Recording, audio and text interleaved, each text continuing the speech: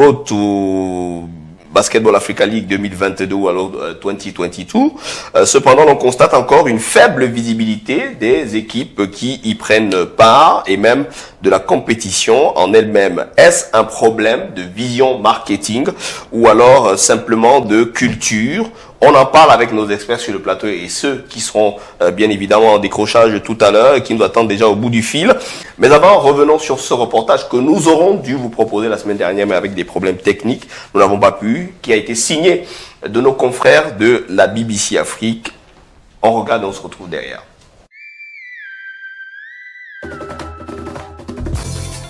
Les meilleurs clubs de basketball africains vont s'opposer lors d'une toute nouvelle compétition lancée pour promouvoir ce sport, stimuler la croissance économique et dénicher de nouveaux talents.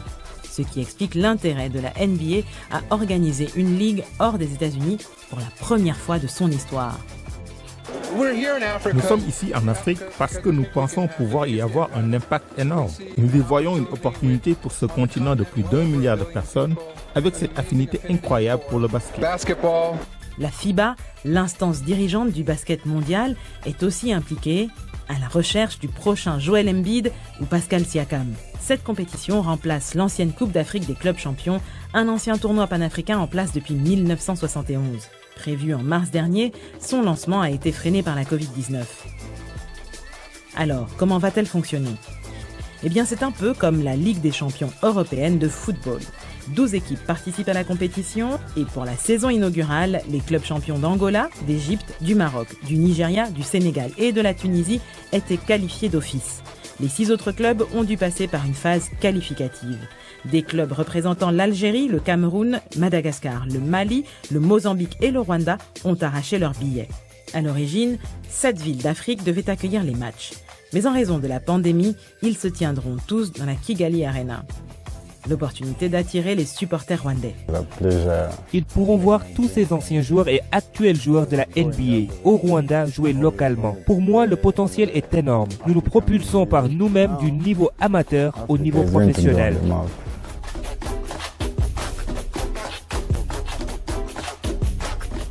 Le format a également été ajusté avec moins de matchs que prévu.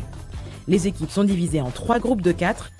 Les 2 meilleures équipes de chaque groupe, ainsi que les 2 meilleurs troisièmes, se qualifieront pour les quarts de finale. Il y aura 26 matchs au total, avec les premiers joués le dimanche 16 mai et une finale prévue 2 semaines plus tard, le 30 mai. Chaque équipe comptera 12 joueurs dans son effectif. 8 d'entre eux doivent venir du pays d'origine de l'équipe, seuls 4 étrangers sont autorisés et au moins 2 doivent venir d'autres pays africains. Ainsi, sur les 144 joueurs participants, au moins 120 seront africains. Pour ce qui est du coronavirus, la Ligue affirme qu'elle aura des protocoles sanitaires stricts au Rwanda. Les organisateurs espèrent que la Basketball Africa League suscitera des rêves de panier auprès de millions de jeunes Africains dans les années à venir.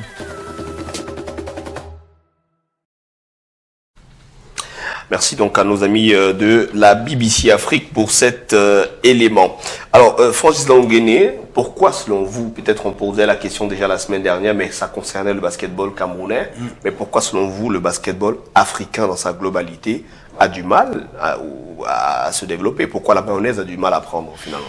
Je pense que c'est d'abord peut-être une question de culture, parce qu'il faut dire qu'avant de pouvoir instaurer une façon de penser, il faudrait déjà instaurer une culture.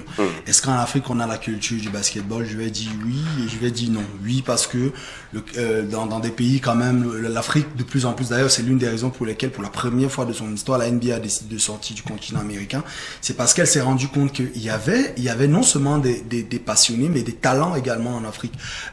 Aujourd'hui, on parle de Joel Embiid, de Pascal Siakam parce qu'on est Camerounais, mais ailleurs, ça parle quand on parle de Giannis Antetokounmpo, il faut dire que c'est ça, il est originaire du Nigeria. Ils sont nombreux qui viennent de. Il y a mon ami congolais là, comment il s'appelle quoi? Ils sont nombreux. Ouais. De toute façon, ils sont nombreux qui. Tu voulais parler de Serge Ibaka. Ibaka. Ils sont nombreux, même si Ibaka il joue avec l'Espagne, mais quand même c'est un Congolais. Oui, ça reste un Congolais. Donc il faut dire que. Un peu comme Batum pour la France. Exactement. Ou encore notre ami Noah. Voilà. Joachim. Donc il y a des talents.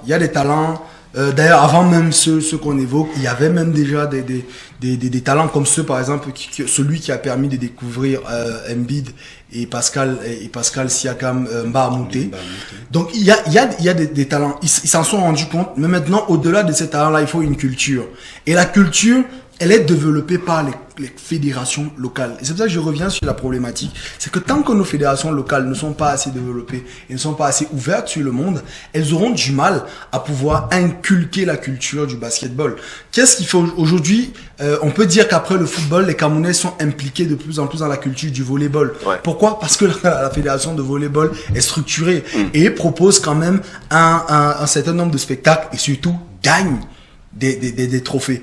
Et tant qu'on le peut, on va pas pouvoir arriver à ce niveau-là. Ce sera difficile au niveau africain de pouvoir penser cela. Mais des pays comme l'Angola sont très avancés sur la question. Même des pays du Maghreb, notamment Zamalek, qui est le vainqueur de la première édition de la Basketball African League. Ce sont des pays qui ont déjà la culture. Moi, j'ai eu la chance de vivre en Égypte. C'est des pays qui ont déjà la culture du basketball. Et maintenant, nous, en Afrique subsaharienne, il faut développer cette culture. Mais le développement de cette culture passe par quoi? Par le développement des infrastructures également. Des pays comme le Cameroun peuvent aujourd'hui se targuer d'avoir de bonnes salles, le Sénégal, le Rwanda, mais il faut dire que très peu de pays en Afrique aujourd'hui ont des salles, des gymnases aux normes internationales, comme c'est le cas pour les pays que je viens d'évoquer. Et donc, il faudra également pour les pays d'Afrique subsaharienne développer le volet infrastructurel et surtout développer le volet marketing au sein justement des fédérations et au sein de certains ministères des sports de ces pays-là. Andro, donne un mot sur cette question. On a un basketball africain qui est quand même à la traîne. Est-ce que finalement la Basketball African League pourrait permettre de développer ce sport-là quand on sait que la défunte Coupe des clubs champions de basketball n'a pas porté ses fruits? La Basket African League est déjà en train de promouvoir le basket parce que voilà, les gens commencent à s'intéresser à cette compétition. Vous voyez, on suivait le reportage, on était vraiment intéressé de savoir que 7 pays ou alors cette grande ville allait abriter la compétition. Malheureusement, le Covid nous ramène à la Kigali Arena du Rwanda qui fait vraiment un très gros effort dans ce sens. Donc, il faut dire, Franck a pris l'exemple du volleyball. C'est un projet qu'on a vu venir, celui de la refondation, je pense, qui aujourd'hui porte ses fruits. On peut faire pareil, on peut le dupliquer au basketball et dans d'autres sports. Il s'agit de stratégie. Tout simplement, il s'agit de stratégie. Est-ce que vous pensez qu'on fait du miracle du côté du volleyball? Non, des gens se sont assis, des gens ont pensé le développement de ce sport-là et aujourd'hui, il y a des fruits. Il y a des fruits. On peut faire pareil avec le basketball. Maintenant, je pense que ça se fait déjà pas mal. Vous voyez? C'est déjà pas mal de voir ce qu'on est en train de voir. Parce qu'il y a eu une première compétition qui s'est jouée récemment, une compétition de clubs, et je pense que c'est un club égyptien qui a remporté Zamalek, la première édition. Voilà un autre tournoi qui va se jouer maintenant. Il faut créer une attractivité autour de cet événement et multiplier ce type d'événement pour que ça reste ancré dans les mémoires. Qu'on se dise, ah, désormais, il y a une compétition qui peut... Parce que moi, j'ai vu là, on parle de promouvoir. Il faut promouvoir le basketball. Et c'est tout bénef pour un continent qui est porté vers le football. Il faut le dire, hein, vous savez, au basket, aux États-Unis, par exemple, on joue beaucoup plus au basket. Le soccer là-bas. Le soccer là-bas. Le football, en fait, c'est le soccer. Voilà, le soccer n'est pas comme le football chez nous ici. Là-bas, chez eux, vous avez le basketball, le baseball et le football américain. Chez nous, en Afrique, nous avons d'abord le football. Nous avons d'abord le football et puis d'autres sports. Donc, je pense que avec des stratégies, avec une expertise africaine mise à contribution, on va pouvoir relever le défi justement d'un basketball qui se veut proche de ce qui se fait ailleurs. Voilà, on parle de promotion de basketball. Nous allons justement prendre à présent la direction de Paris en France où nous attendent deux jeunes entrepreneurs d'origine africain, Kenan Ebongue et Riwan Rieu-Mayol, tous deux cofondateurs de l'agence X-Ball Media et porteurs d'un projet de vulgarisation et de promotion du basketball sur les plateformes digitales. Comment ça va se faire? On va d'ailleurs les avoir à deux au téléphone directement. Alors Riwan, Kenan, bonsoir et bienvenue. Alors bonsoir. Bonsoir à Steve Gabin, tout d'abord, et tous les téléspectateurs présents ici ce soir. Alors, Xball Media est un nouveau média sur les plateformes réseaux sociaux, tels qu'Instagram, Facebook, Twitter et TikTok. Notre but est de promouvoir le basketball africain sur le continent tout d'abord, mais aussi à l'international. C'est ça. Et donc cela permettrait à long terme de mettre en avant des compétitions comme la Basketball Africa League, qu'on appelle la BAL, l'Afro-Basket, ou encore des championnats nationaux qui parfois ne sont pas encore professionnels, mais aspirent à le devenir. Vous êtes français de nationalité, bien qu'ayant des origines sénégalo-algériennes pour Kewan et sénégalo-camerounaise pour Kenan. Qu'est-ce qui vous a motivé naturellement à proposer voilà un projet de digitalisation du basketball africain?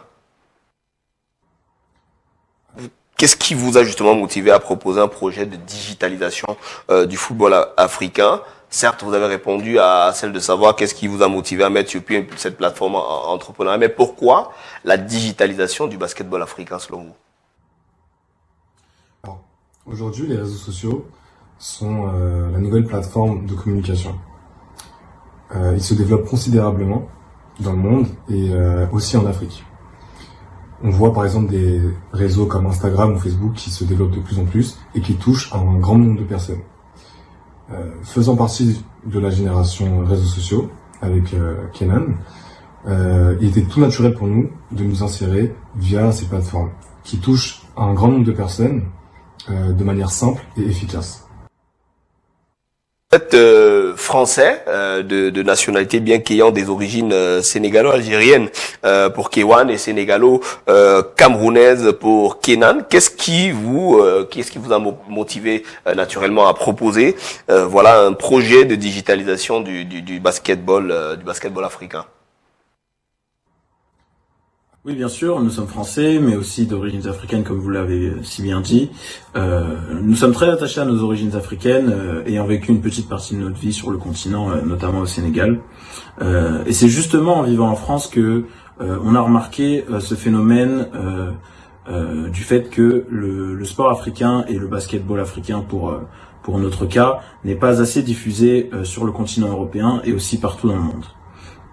C'était donc logique pour nous de montrer ce potentiel et de pouvoir le médiatiser, parce que quand l'on voit des joueurs tels que Joel Embiid, Pascal Siakam ou encore Serge Ibaka, on est forcé de constater que le potentiel est plus qu'énorme sur le continent et que il doit être suivi et médiatisé. Voilà, donc quelles sont, Ryan et Kewan, vos perspectives pour les prochaines années? On le sait avec l'avenue de la Basketball Africa League sur le continent africain. Comment comptez-vous justement implémenter cette nouvelle plateforme digitale? Quelles sont vos perspectives pour les 3 prochaines années?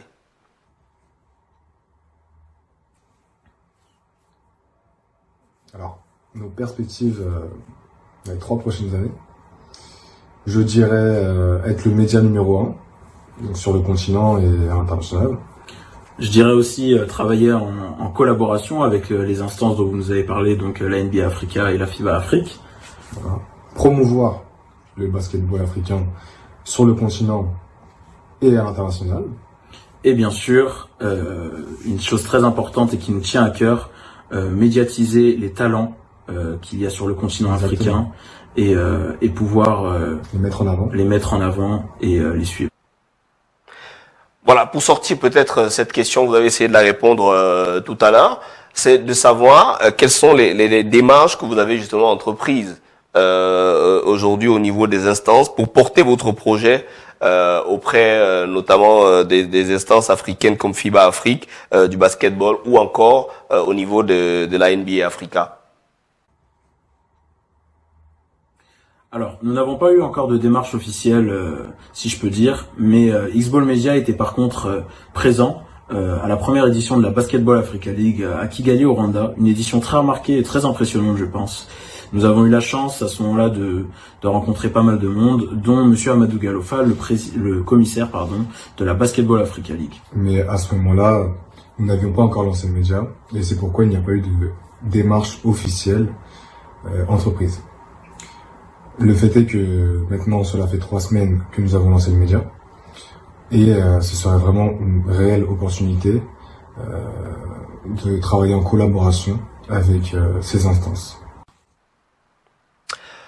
En tout cas, merci à vous, Riwan et Kenan. Merci d'avoir répondu à nos questions. Merci d'avoir participé à cette discussion qui vise justement à promouvoir le basketball africain. Alors, merci à tous les téléspectateurs. Merci plus particulièrement à Sylvia Band de nous avoir mis en avant, nous, notre projet et donc notre média. Ça a été un honneur de faire partie de cette émission et j'espère à très bientôt. Merci, à très bientôt. On espère justement qu'on se reverra très bientôt dans le cadre de cette édition. Je rappelle que vous êtes des cousins, voilà, des cousins avec un parent commun, avec des parents communs qui sont sénégalais, l'autre de nationalité sénégalo-algérienne et l'autre de nationalité d'origine, je veux dire, sénégalo-algérienne et l'autre sénégalo-camerounaise. Vous êtes deux jeunes athlètes, respectivement étudiants en économie et gestion à Paris 12 et en business sport à l'ESG Paris. Nous vous souhaitons bien de bonnes choses de ce côté-là pour la suite de votre carrière et bien sûr de vos études. Alors, question sur le plateau très rapidement, André Onana. Est-ce que les plateformes qui ont été mises, la plateforme qui a été X-Media, qui a été mise sur pied par nos deux cousins Riwan et Kenan, Riwan et Kenan autant pour moi, peuvent être porteuses de fruits sur le continent? Oui, je pense que ce sont des startups.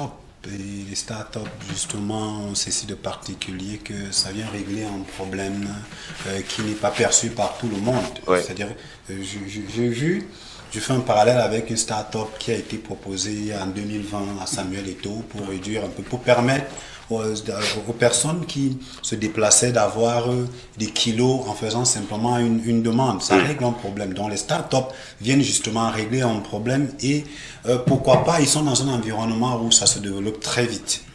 Ils sont en Europe, mais ils ont une portée large sur l'Afrique et ils veulent développer, ils veulent participer du moins au développement de ce sport. Et il vous l'a dit, je crois, Riwan, dans son propos liminaire, que le monde est en train de se digitaliser. Ouais. Donc, du coup, tout le monde reste sur son téléphone et à partir de ce moment, je pense que ils peuvent retrouver tous les amoureux du basketball à partir simplement d'un smartphone. Donc, je crois qu'il y aura un impact très intéressant, attendant de voir simplement que la compétition se déroule pour faire un petit bilan. Francis Longuené, vous avez peut-être pas testé, mais vous êtes au courant de la sortie de cette plateforme.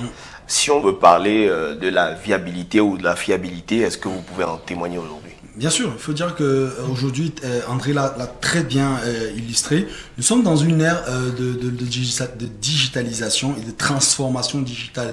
Et une plateforme comme Xboard Media sera donc une plateforme qui permettra aux uns et aux autres d'être au fait de l'actualité. C'est pour ça que je disais tout à l'heure quand je parlais de culture, d'être au fait de l'actualité basketballistique, si je peux me permettre ces néologismes. Voilà, sur le continent africain, lorsque on veut savoir quelles sont les rencontres, quelles sont ceci, quelles sont les stars, quels sont les dadada, on peut rapidement aller sur la plateforme. C'est vrai qu'actuellement ils sont essentiellement sur les réseaux sociaux. Ils m'ont fait savoir qu'ils souhaitaient développer une application et un site web. Et donc je souhaite que voilà, ils soient accompagnés par les équipes de la NBA Africa, notamment notre ami Wilm Jacob qui est le senior manager de la NBA Africa, qui peut peut-être, je sais pas, peut-être donner un coup de main et peut-être pourquoi pas aussi FIBA Afrique pour que le projet justement puisse permettre d'embarquer d'autres jeunes Africains partout sur le continent pour que le projet soit véritablement grand et que ça devienne un network, un réseau. Surtout que ce projet, je veux dire quoi, on peut dire le commencement vers ce développement du basketball qu'on espère au niveau continental. On a vu déjà l'arrivée de la NBA. Voilà une plateforme digitale qui pourrait justement permettre de contribuer au développement de cette discipline sportive.